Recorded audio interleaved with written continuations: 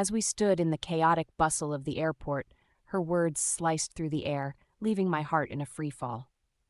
"There's something I need to tell you before we board," she said, her voice barely audible over the announcements and the clatter of suitcases. I braced myself, expecting a small confession, maybe something about her fear of flying. Instead, what she said made my knees almost buckle. "I've been seeing someone else," she admitted, her eyes darting to the floor, unable to meet the shock in mine. My mind raced, trying to piece together the fragments of our last 3 years, now scattered like shards of glass. It wasn't just the admission of infidelity that stung.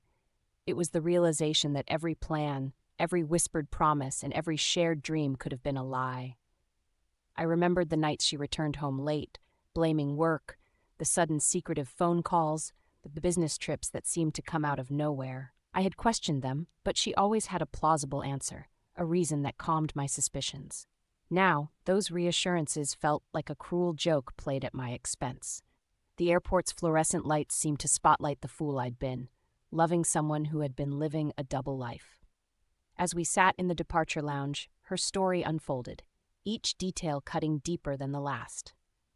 The other person was someone from her past, someone she'd reconnected with months ago. They'd been meeting during her so-called work trips. It was as though she was confessing to a crime she felt no guilt about, her tone almost casual, as if discussing the weather. I wanted to scream, to lash out, to demand answers for every moment of doubt I'd pushed aside, but I was paralyzed by disbelief. Around us, travelers moved on with their lives, oblivious to the storm tearing mine apart. In the end, it was her final revelation that unraveled the knot of betrayal into something even more profound. "I think I love them," she whispered, her voice barely above a whisper, yet the words echoed louder than anything before. It was then I realized the bitter truth.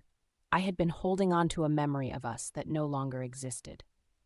As we boarded the plane, I was left with a choice: to let this new reality crush me, or to confront the internal conflict it had ignited. Amidst the roar of the engines, I resolved to redefine my life beyond the shadows of deceit, determined to rediscover who I was without her.